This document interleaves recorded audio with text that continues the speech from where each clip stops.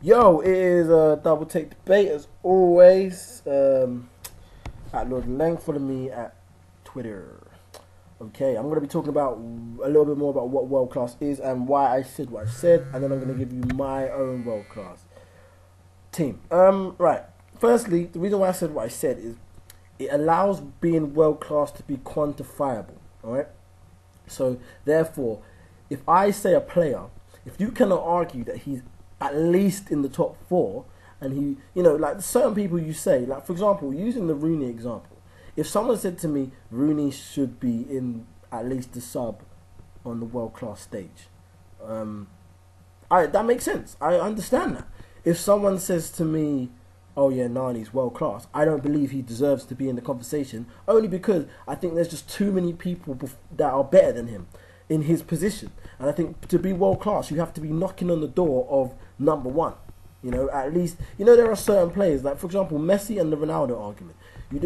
There's discussion about who's better, but no one's going to say either of them aren't world class. You know. So, yeah, that's why I said what I said. It allows being world class to be quantifiable. It lets you know that you're saying that they're on a higher echelon of footballing genius and talent than everyone else. It lets you know that this would be the person that you would want on your team, regardless of anyone else. And for me, that makes world class that much more special. Um, I'm going to talk a little bit about someone that's going to be on my team, and it's going to lead me to another debate that I'm not going to go into right now. That is Neymar. Neymar's going to make it onto my team. And I think a lot of people are going to say that's not fair because Neymar has never played in Europe. I think that's rubbish. And the reason why I'll say that is because when you say played in Europe, you don't mean Europe. Because no one cares about the French league. No one cares about the Portugal league. No one cares about the Belgium league. No one cares about the Switzerland league or the Dutch league. Because there are four teams in Brazil that if they were in Europe in any of those kind of leagues, they would play well. There's a chance they might even win it. When you look at leagues like the German league and the Liga, you can't even compare them to the Premiership. And I think if you're going to use the argument for Neymar that he hasn't played in the Premiership, he hasn't played in Europe. You have to use the argument for Messi saying he hasn't played in the Premiership because the La Liga is rubbish to me in a sense that it's as competitive as the Scottish League. I mean, it's so done. They play a lot less games. I mean, in the sense of time, they have a lot more time to rest. They even have, if I'm correct, a Christmas break, which is ridiculous. How much rest do these guys need? It's not surprising that they do so well in Champions League football when they're as rested. In my eyes, Messi and Ronaldo go up against teams that, if they came to the Premiership, they'd be lucky to make Premiership football. So I just see that they're going to be a lot better in the Champions League football because Messi is not playing the competitive football that you are in the English league week after week after week after week. This is not saying that Messi isn't one of the top two players in the world, but I think if you're going to use the Neymar argument, he hasn't played in Europe, it has to then transfer that Messi hasn't played in the Premiership. And I don't think many people would make that argument, but I think you can only beat who is put before you. And I think Neymar at the moment is doing as well as he can in the Brazilian league. I don't think you can knock him because he's not in the league that you want him to be in. Alright, let me crack to it. I don't want this to be too long. And that's what I'm going to say. Oh, one more thing.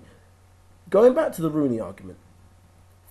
If Rooney was prepared to be an attacking midfielder, I believe he'd be the best attacking midfielder in a central attacking midfielder role in the world.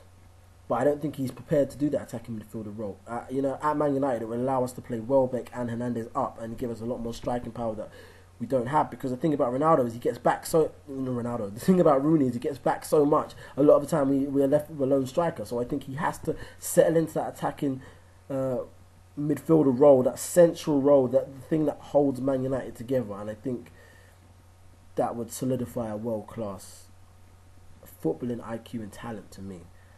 I'm gonna start with Saint Iker in goal. If you don't know who that is, Real Madrid, Casillas. I don't think you can argue with it. My sub goalkeeper would be Peter Cech.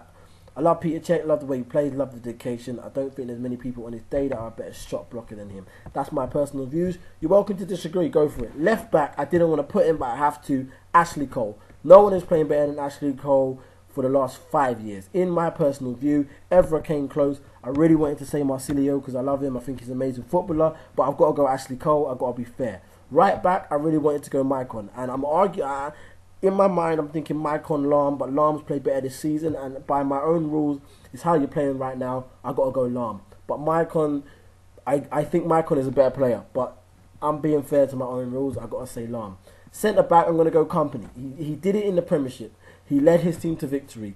I mean, his forehead led his team to victory. No, I'm joking. You got to go Company. And then you got to go PK. That's my personal views. You can disagree if you want. I am going to go Maicon as my sub defender because I still think he has it. I know he's in his 30s, but he's tough. He's tough. To get past him, he's tough. Midfield. I'm going to kind of be a bit cheeky here. I'm going to have 3 midfielders and 3 strikers. I know, sorry. It's the way we play, bro. Right, in my midfield, Ronaldo. I don't believe I need to discuss that. I don't believe anyone wants me to. Xavi and Iniesta. Now, I wrestled with this because I believe Xavi and Iniesta are products. If you would say the end result, a spell of Barcelona and Barcelona's magic. And I don't think outside the Barcelona system they would be the world-class players they are. But it's not fair, as I said with Neymar, to judge a man on what he would do if he was elsewhere. But I'm going to personally pick Iniesta over Xavi. And I'm going to put Xavi on my bench as my midfielder. So I'm going to go Ronaldo, I'm going to go Iniesta, then I'm going to go Arjen Robben. Every time I watch Arjen Robben play this year, it has excited me. I think he's just an amazing footballer.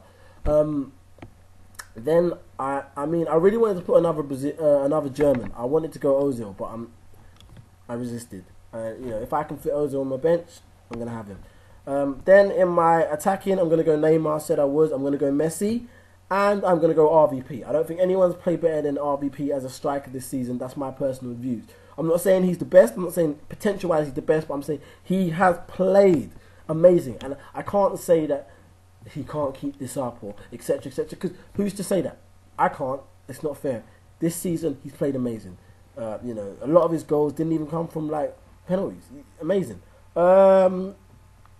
This is a bit cheeky, but in my bench for my strikers, I'm going to go Falco. I think Falco is just such a complete striker. And again, you can't judge a man on anything other than what he has done at the level he has been given before him.